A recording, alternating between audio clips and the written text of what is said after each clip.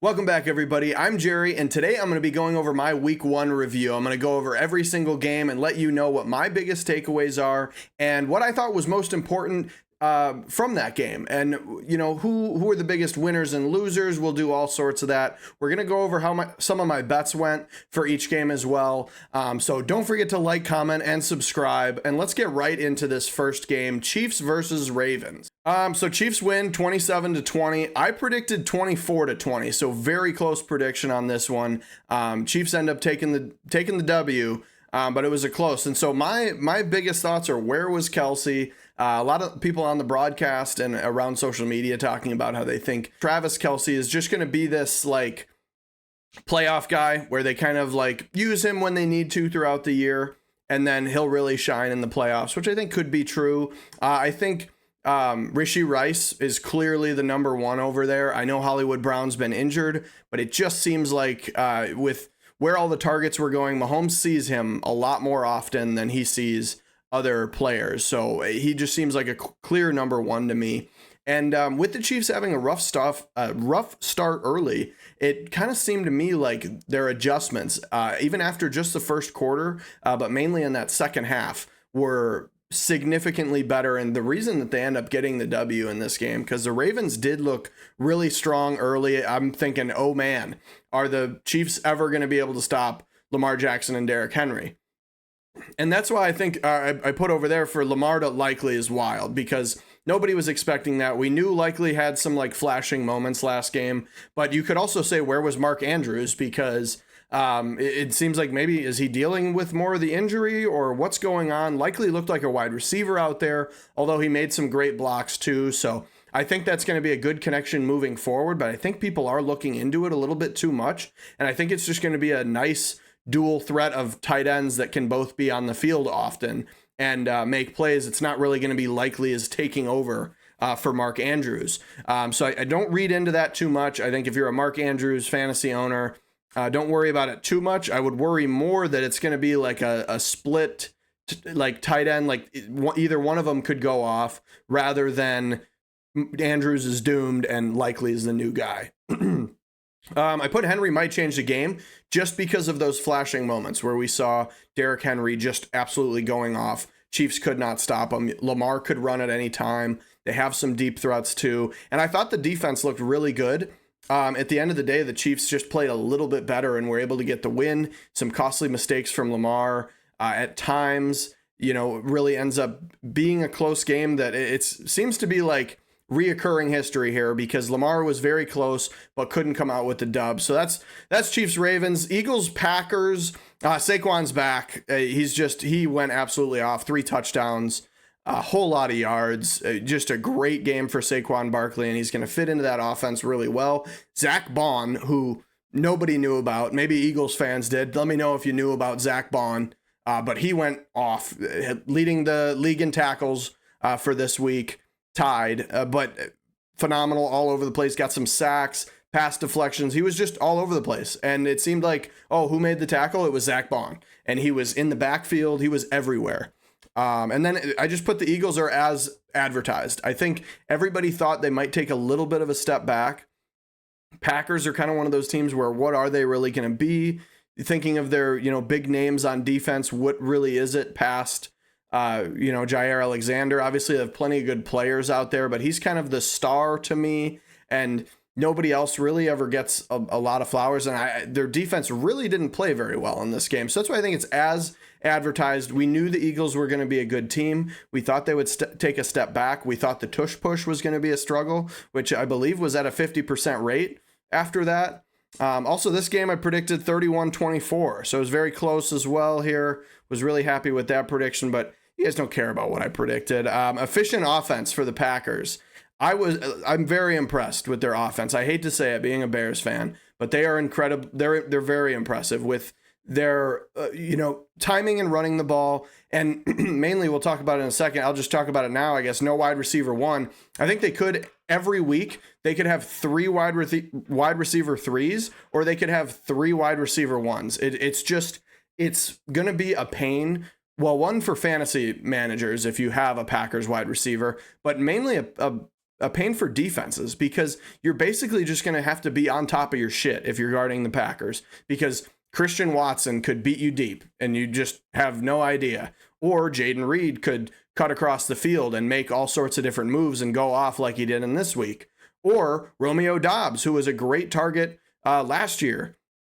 I think there's plenty of, it's very interesting. Even Dontavion Wicks kind of gets swept under the rug. You have Luke Musgrave, who doesn't really get much, and Tucker Kraft is, so it's just, the ball could really go anywhere, and I think Jordan Love does a good job of putting the ball anywhere. Now, Keyshawn Nixon really, really impressed me. He's kind of been like the special teams guy, did great in special teams, also did great on the field. I think he recorded one of every stat. He had a sack of TFL, a QB hit, a couple pass, he was just all over the place. He was another guy that, like Zach Bond in this Eagles game, was just kind of making a difference in every element of the game. So I think this was a great game for both teams. I think the Packers defense is going to be interesting to me to see how it improves throughout the year, because I think it's going to need to if they're going to make any sort of a playoff run, especially against a team like the Eagles, who wasn't necessarily supposed to take a step back because they still have a lot of their offensive linemen. But I wouldn't be surprised if, they aren't quite as good as they have been last year. And you think about the last few games for the Eagles didn't go very well last year either. So I think it's a reasonable, a reasonable situation. But that's it for Eagles Packers. On to the Saints Panthers. Not much to talk about this game. I just said wow for the Saints because, you saw the game. It was 47-10. I think the Panthers are toast. I just don't really see hope for them. It's what's the upside? It's okay, hopefully Xavier Legette, however you want to say it, and Bryce Young make a connection so you can have a nice connection for the future.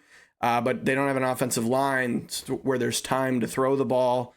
The defense really didn't do much of anything. And the Saints, who I said I wasn't really super high on just because of how they ended up last year and seemingly got worse. And they just blew out the Panthers like no other. So the Panthers are going to be the worst team in the league until further notice. Right next to another team that I'm sure we'll talk about right now, the Giants, which I kind of ran out of things to say with them too. You have Brian Burns and you have Kevon Thibodeau and you have no pass rush. That's not going to work. You got to do better than that. And then where's the offense? So it's really, unfortunately, when the defense and the offense aren't doing well, and not even really putting your special teams in a position to make do anything, you really don't have much of a team. So the Giants put up the fewest amount of points this week with only 6. And you wonder what's going to happen. So you downgrade from Saquon Barkley to Devin Singletary. Your wide receiver 1 is a rookie. And what else is the upside there? I don't really see any. Which is a huge problem for them. And I think it's a shame for Brian Daboll because he was supposed to come in and fix Daniel Jones, and he hasn't really been dealt the best cards. You have Andrew Thomas on the offensive line, but I think their offensive line is just bottom tier. I wouldn't say they're the worst. I can't confidently say they're the worst in the NFL because we saw some pretty bad offensive lines, but they're down there for sure. And I don't think there's any arguing that. Past Andrew Thomas, it's really not anything. You get some names that were supposed to be good first round picks, but just really not a whole lot going on there. So we'll see what happens with the Giants. But I think Sam Darnold's incredibly underrated. I think I saw a stat where last year when he was starting, he was 3-1 or something, and he's in general going to be one of those guys where he can come in and he might be able to win you a couple games if your starting quarterback's injured. That's kind of what has been said.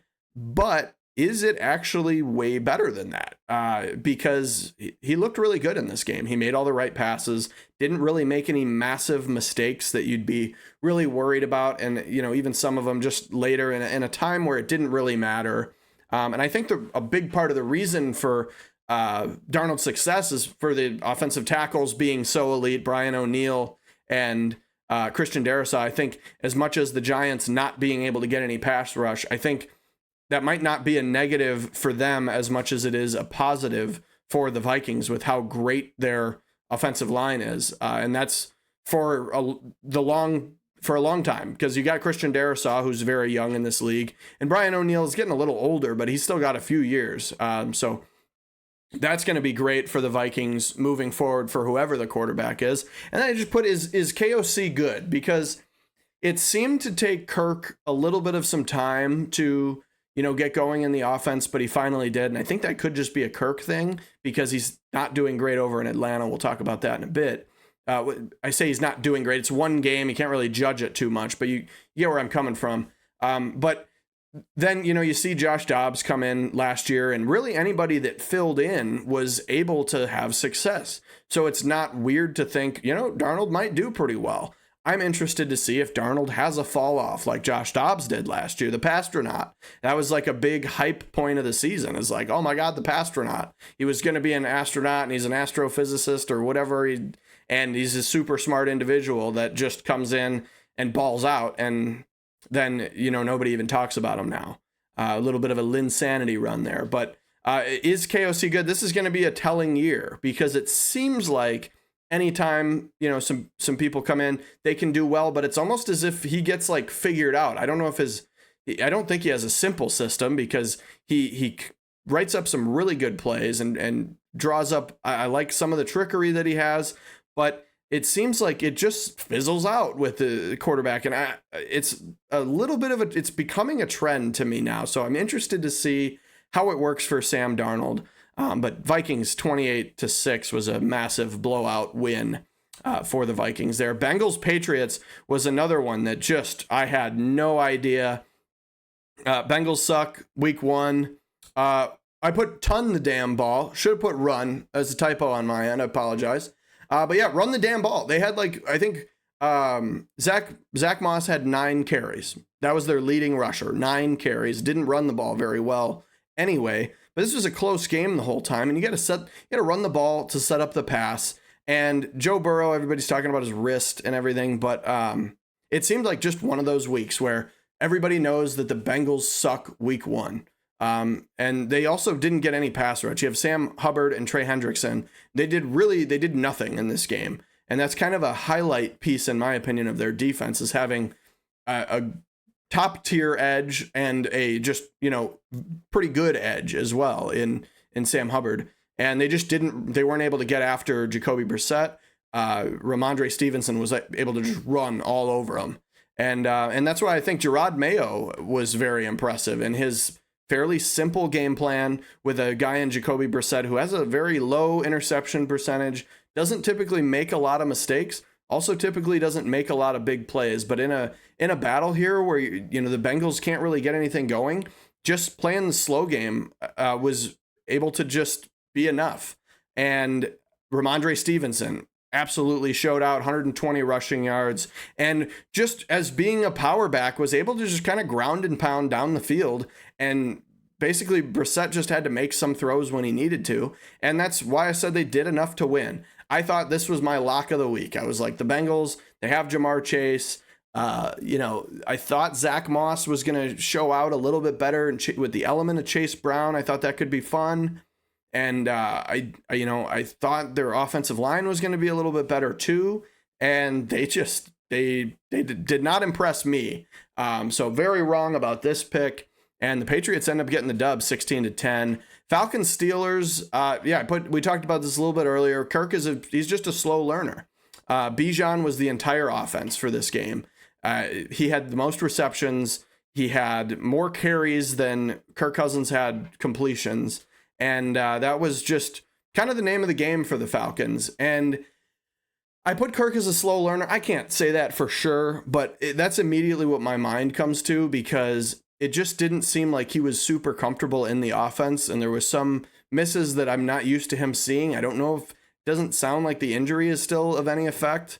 But is that a question that should come up? Yeah, I think so. And then Grady Jarrett was because Grady Jarrett had a great game. He lived in the backfield and was able to continuously put pressure on Fields. But that was really it. You've got Jesse Bates and AJ Terrell's pretty good. You got a decent secondary. Probably missing some names here, but you got a decent secondary and you've got a decent defense. But really nobody was able to make a big impact other than Grady Jarrett, and it allowed Fields to get out and scramble when he needed to, make some throws pretty much all to George Pickens the whole game.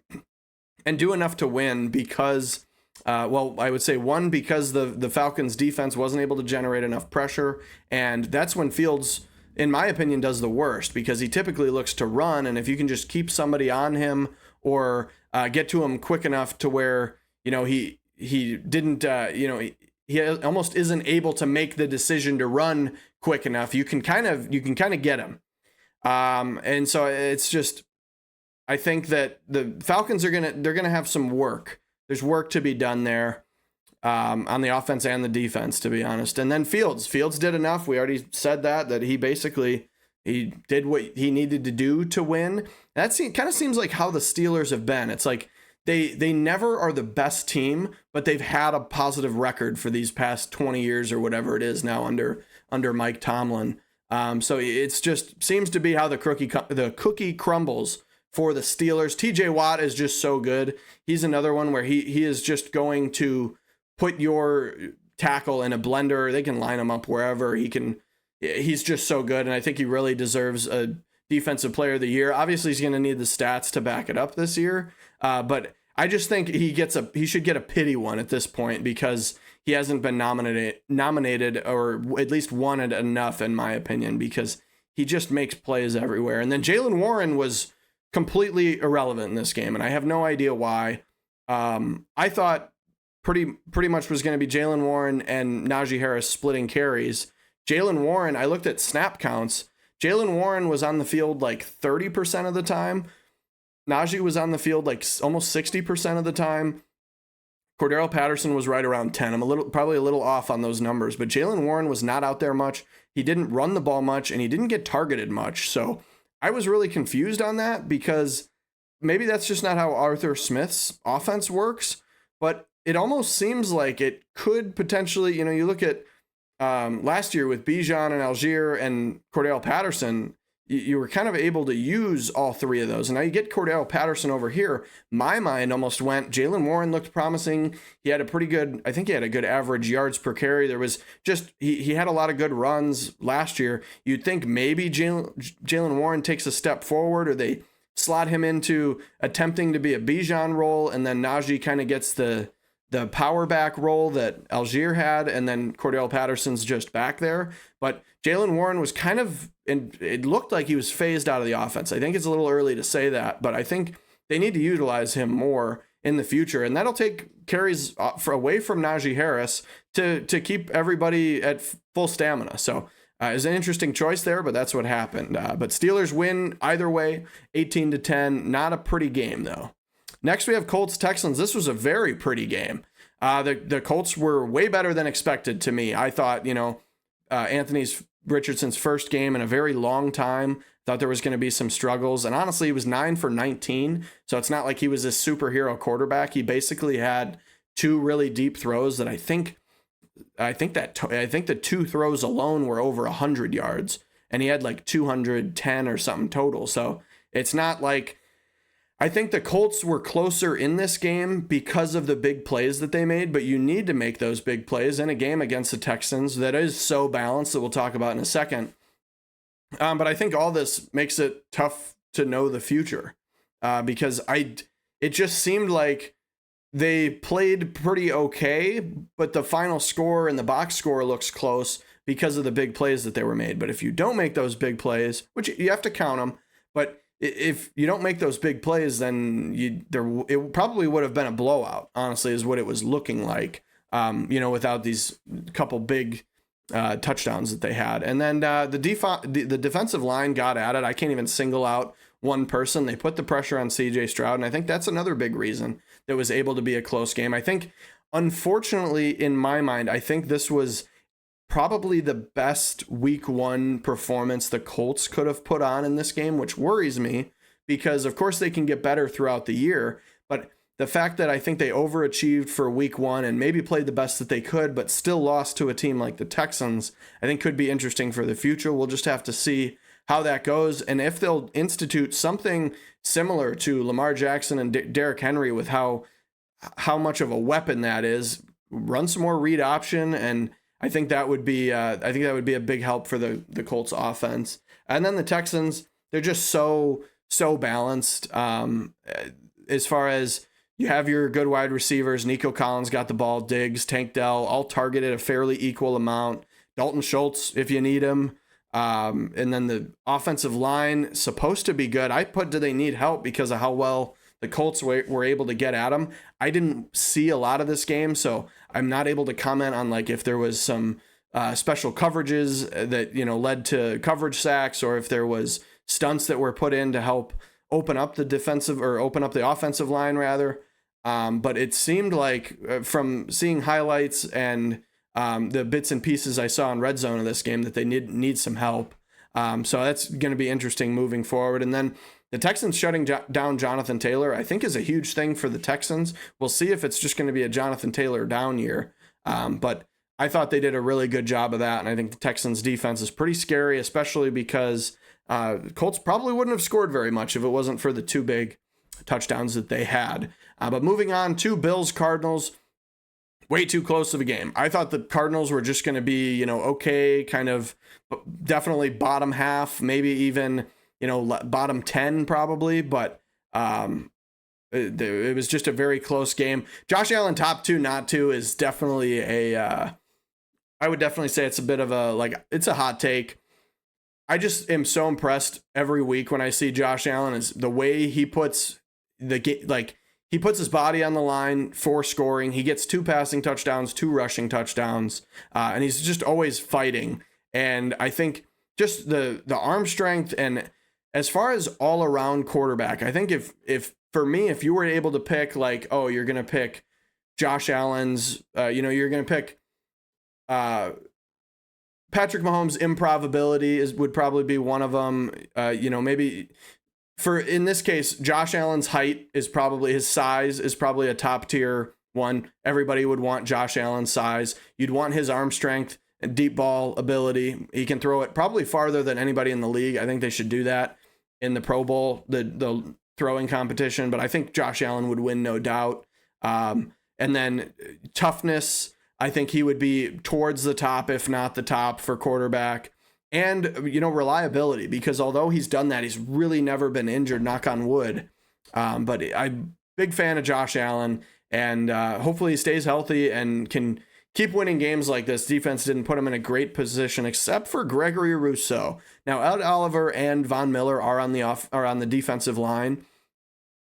So it really made it easier, and it opens up opportunity for Gregory Rousseau because they have to worry about Von Miller. They have to worry about Ed Oliver. And those two were fairly non-existent in this game, but it resulted in Gregory Rousseau getting 3 sacks and 3 TFLs, kind of living in the backfield. He got some of them on Paris Johnson. And one thing that I want to highlight in this game, I'm not going to show videos because last time I tried to do that, I got a big copyright thing, and I'm not going through that.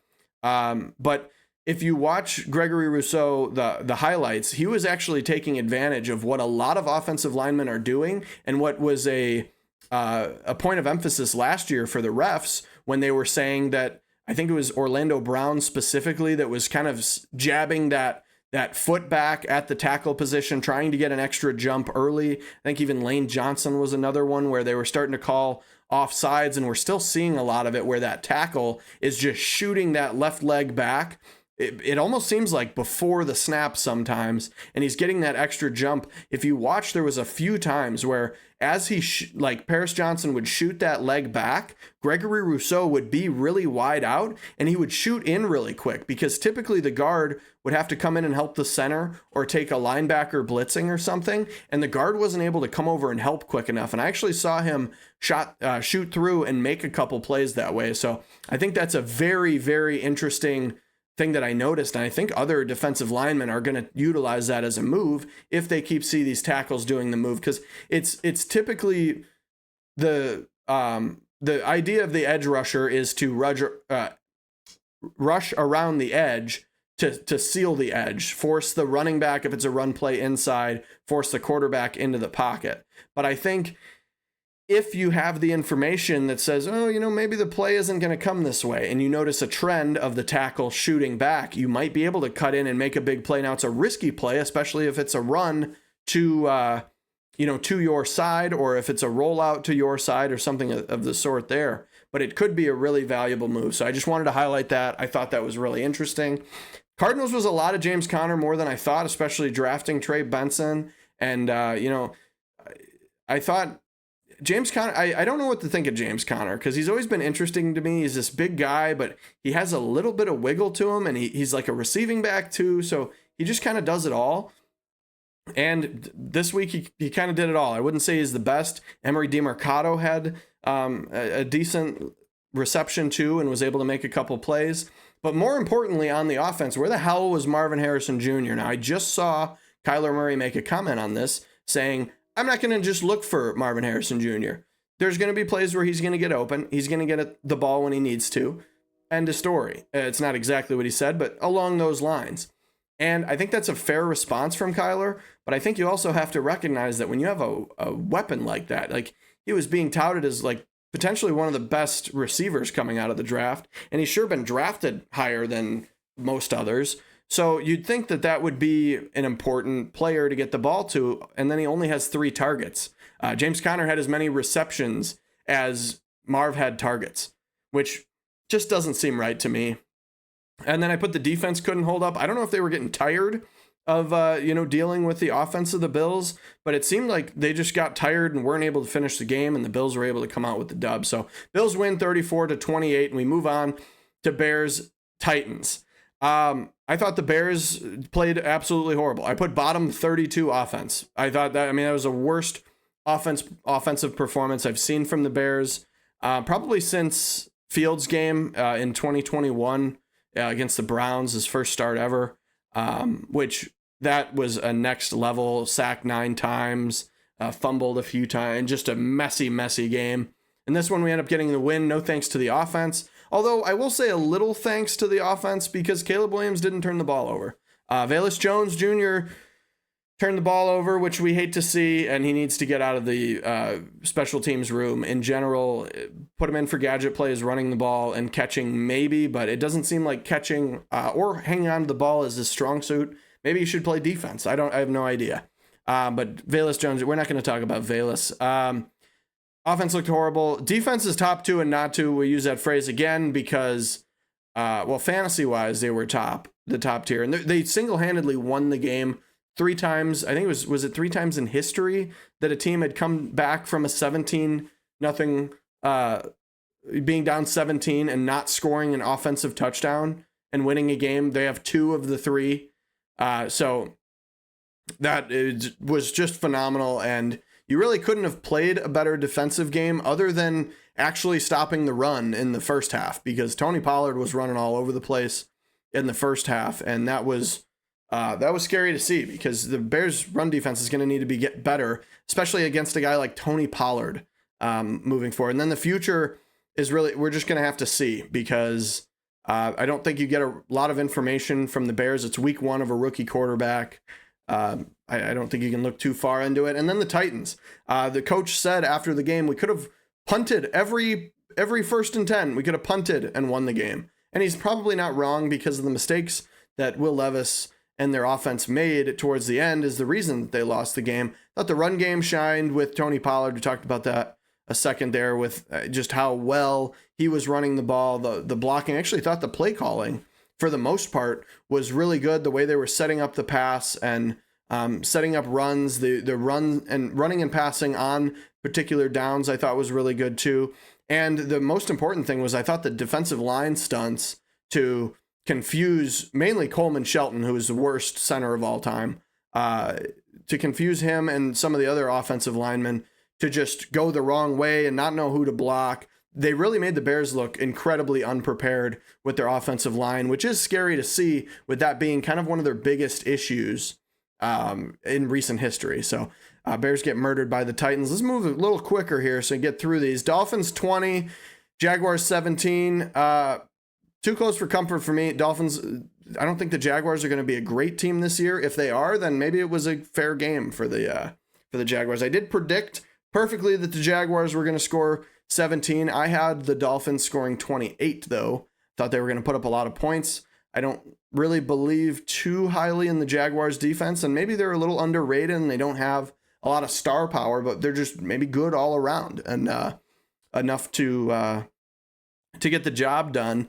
0 run game. We got to figure that out because they have potentially 4 like could probably find a place to try to call him a starting running back. Obviously, Jalen Wright's a rookie, but you have Raheem Mostert, who's definitely could be a 1. A-Chain definitely could be a 1. And I think Jeff Wilson, he had his shining moments when he filled in for the 49ers. And I think on a lower tier team like the Giants, where Devin Singletary's a running back, you're telling me Jeff Wilson couldn't start over him? Maybe not. But either way, you have a lot of great running backs, and they weren't able to do anything in the run game. So you're going to have to figure that out. They can't just rely on a couple lucky deep balls to Tyreek and Waddle. And they just won on the big plays. They made a few good plays in the game, few big chunk plays and touchdowns. And that was really why they won. Again, I seem to be discrediting those this week. But my point is with that is you can't only win off of big plays. I just don't think it's sustainable. So they can't rely on that in weeks to come. Spread the ball around for the Jaguars. If you look at the targets, it was pretty much equal, and I kind of like to see how Trevor Lawrence was getting Brian Thomas Jr. involved, still getting the ball to Christian Kirk, and I really honestly liked what he was doing for the most part. He's definitely not that top of the line quarterback that was supposed to be a generational prospect. But I thought he did well in this game, honestly. And then the split carries really confused me with Travis Etienne and Tank Bigsby. I think they split evenly. And I thought that was kind of odd because Travis Etienne's been a great player for them. And maybe they have more interest in Tank Bigsby's. But that was an odd thing that I noticed. And I was surprised that they got the same amount of carries because it seemed to me like Etienne was a clear 1. But I think there's good things to come because they played such a close game against a team like the Dolphins, who I don't think are a team that we're going to say, we would have in our top 3 could win the Super Bowl. But the Dolphins are a good team that's going to be in the playoffs. They have the playmakers pretty much all around. And I think that the Jaguars fared well against them. Seahawks, Broncos, Kenneth Walker's the man. He was killing it in that game. Zach Charbonnet really never needed to come in at all and probably got way more touches than he needed to because Kenneth Walker was just rocking the Broncos the whole time. Metcalf needs more than 3 targets. I don't understand what happened with DK Metcalf. Maybe he just wasn't open. Maybe they had Pat Surtain was shading him more often than not. That could be the case. But I just feel like we need to get him the ball. He's a big, strong dude. I feel like they do better when he has a big game. And I think this was a little too close, Seahawks and Broncos. And then I put is the defense good because it seems like Bo Nix and the Broncos could have just been dealing with some rookie quarterback pains. And it seemed like that the Seahawks did well defensively and like box score wise, they did pretty well. But it seems like they could not be good because it's tough to tell against a rookie quarterback at the end of the day. But that was interesting for me. I said, what the hell is the offense? Because like Jaleel McLaughlin got majority of the carries. There was fumbles, there was interceptions. It seemed a little all over the place, and it seemed a little out of order and messy for a Sean Payton offense. But it did look to me like Bo Nix can be good because there was times where you could see him making the throw on time. And I think he makes those quicker throws on time better than probably any rookie in this draft.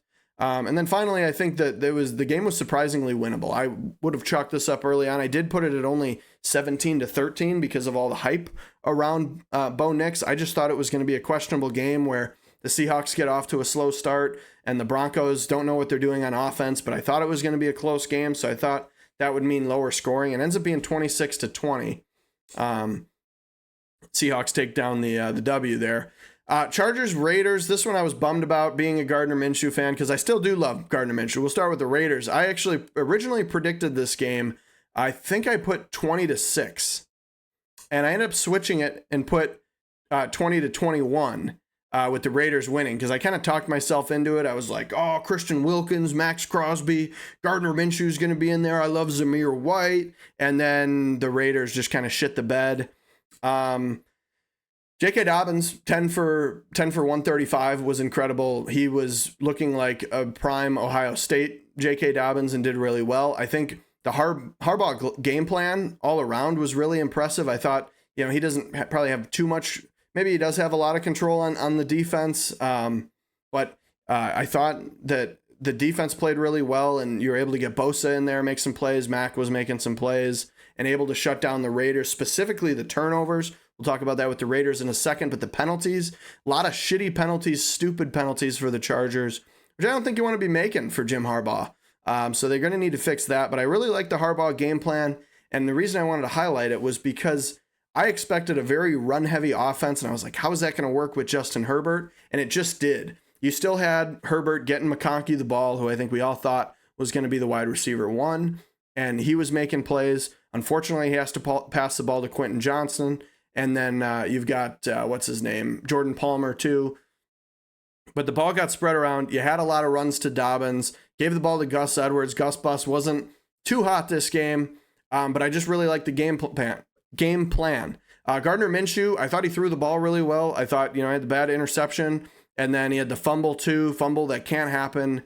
And I'll just move right on to the turnovers there. The turnovers are really why the Chargers won this game. Pretty much all the turnovers resulted in either a short field or a loss of points, which honestly, when you think about it, all turnovers will either result in a loss of points or a short field for the other team.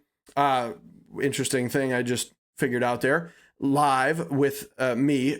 But anyway, I think that caused a lot of problems, and it gave the Chargers a short field to where they were able to get more guaranteed points. And it also resulted in the Raiders missing out on some points, as turnovers are going to do. I think if they get rid of the turnovers, I think you've got a much closer game, and potentially the Raiders winning this game. But they lose 22-10. Browns Cowboys 17-33 was. It's time for Jameis, maybe. I saw that already. They're already trying to count out Deshaun Watson, and I honestly love Jameis Winston. That's another player where it's just like you have to root for him. And with how Deshaun Watson played, it didn't look great. And I definitely could see them calling Jameis's name later in the season because he really didn't look that good. And but it's going to be tough with all the money they're giving him. So that's obviously its own situation.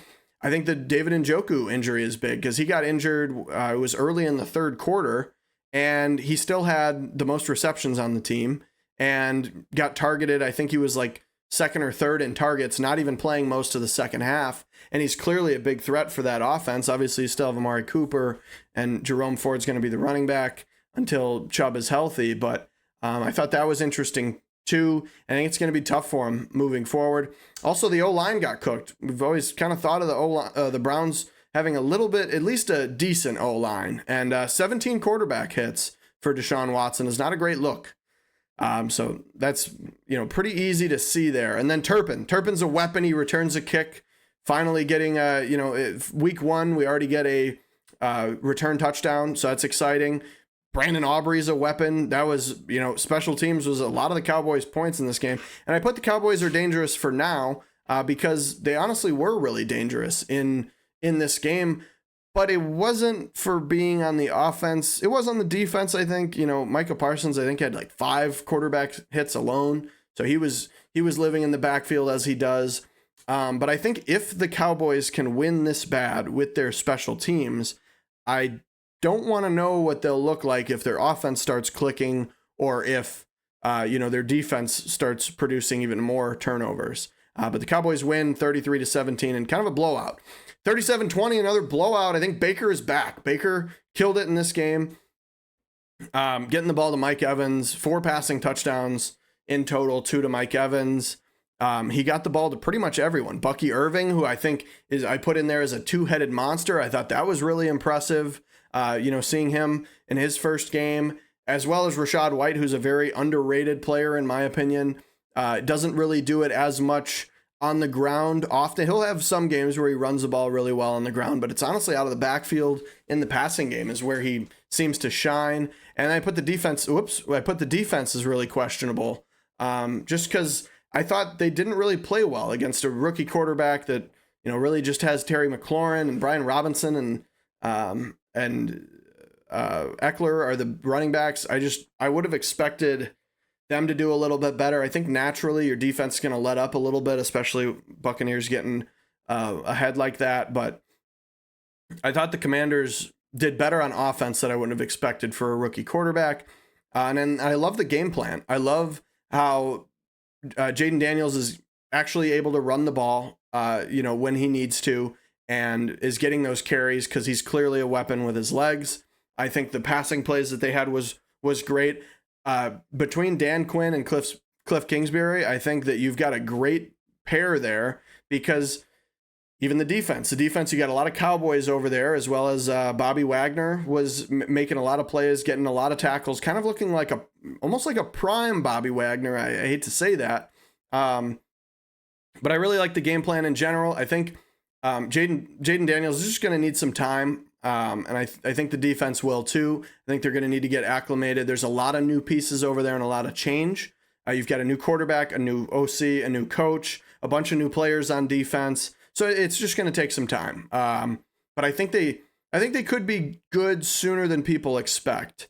And then the last thing I wanted to highlight was we saw, as far as game plan goes with Cliff Kingsbury, there was a Luke McCaffrey pass, almost a pass attempt, ends up just running with it, but he dropped back to throw it on like a little, it was like a little dump off to the side. Jaden Daniels threw it to him, and then he was ready to pass the ball. So with that being said, I think that's going to be fun, and we're going to see some fun plays from Cliff Kingsbury and the Commanders offense. Lions Rams is a nail biter, goes into OT. I think this one was too close for comfort for the Lions with all the injuries that the Rams had to deal with as far as their offensive line. Puka Nacua just made it very difficult for him. Then you have Kyron Williams isn't really able to show out very well, just because that backup tackle on the Rams was not doing very well. And at some point they had backups in both tackle positions. So hopefully they can heal up, because that's going to be difficult for the Rams. The two-headed monster of David Montgomery. David Montgomery taking over overtime was incredibly fun for me to watch. As a Bears fan, just kind of remembering how good he was and how much I liked him and how much I wanted him to still be on the team. I know he was the man in the locker room after too. He was probably so hyped. But I think the David Montgomery, Jahmyr Gibbs monster is here to stay, and it's going to be dangerous. Jameson Williams absolutely goes off. Amon-Ra really didn't get the ball at all. But Jameson Williams, he showed he's a threat. And I think if people forget about him, he's just going to be a deep ball monster. He's going to get, I think he's going to get a lot more targets this year too, though. And I think that he proved that in this game, that he can be dangerous. I think the Rams will be really good when they're healthy, because I think if you don't have those injuries, you probably win this game. Unfortunately, you can't really look at it that way.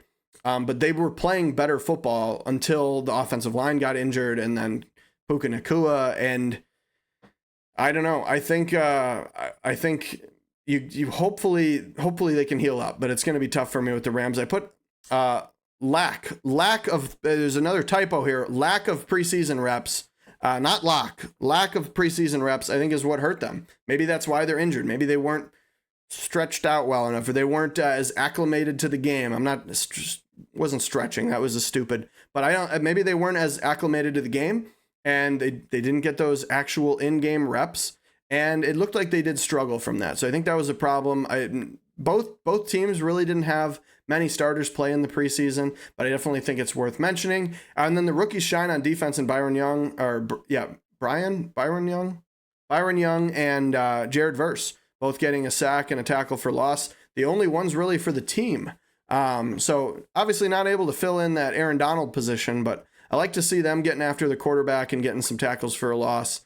Behind the line on the running back, not living in the backfield quite like some of the other defensive linemen, but doing well and getting in the backfield at the very least. 49ers Jets is the final game of the week. And another typo. Jordan Mason went off. Not when off, he went off. My apologies again. But Jordan Mason filled in for Christian McCaffrey perfectly. He did about as well as you can do. And then game maestro, Brock Purdy, as said by Tone Diggs on the Pat McAfee show for the brand. Game maestro, that's what he called him. He said everybody says the 49ers have a game manager quarterback in Brock Purdy, but he's really a game maestro, because I think he is too. You can say, oh, he's got all these targets and it's so easy, but he always puts the ball in the right spot. He seemingly always makes the right decision, and he does do a really good job. I think he's very underrated, and I hate that people think that he just continues to get carried. It's not the case. And I just put they're still so good. Fred Warner is unbelievable, forcing turnovers early on. Bosa and just the whole team is just unbelievable. The Jets, I know Rodgers isn't happy with the big mistakes on offense. You have a really bad Allen Lazard drop. You have a Breece Hall fumble. And yeah, it was not a great day for them. The defensive line wasn't really able to get any penetration, wasn't really putting Purdy under pressure at all, and made it really easy for Purdy to just kind of drop back and throw the ball when he needed to. He could dump it off to somebody who was pretty relaxed.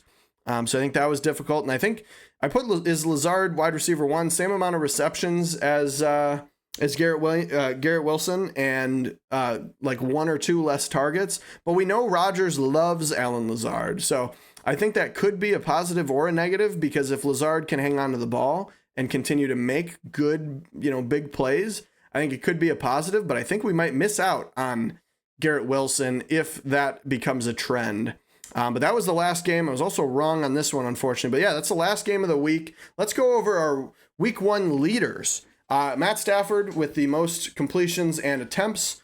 Tua with the most yards. This is passing yards. Highest passer rating goes to Baker Mayfield at 146.4. Mixon gets carries and rushing yards. Cooper Kupp gets receptions, but Jaden, he only got like 115 yards on 14 receptions. Kind of just Stafford quickly tossing him the ball. Jaden Reed gets 4 receptions for 138 yards. And then we talked about Zach Bond earlier being a menace. And TJ Edwards also was flying around the field for the Bears, gets 15 as well. Gregory Rousseau and Alontae Taylor, who I didn't talk about, shame on me. I don't credit Alontae Taylor as much. Sorry, Alontae Taylor, but I don't credit you as much because it was the Panthers. Saints were playing the Panthers there. So 3 TFLs and 3 sacks isn't as impressive to me. And then offensive yards goes to the Ravens. Least yards allowed goes to the Titans against the Bears, of course, with only 148. Bunch of teams had 3 takeaways. And into our fun facts, where Caleb Williams is the first overall pick to win in his first start since David Carr in 2002. The Colts continue their 11-year losing streak of week 1. And Justin Tucker is now 1 for 6 and 50-plus yard field goals since 2023, which is very disappointing for him. But that's going to be it for this video. Let me know what you think down below. Is it too long? Because I think so. It's 45 minutes? Yeah, it's way too long. So let me know what you think down below. Like, comment, subscribe, and have a great day.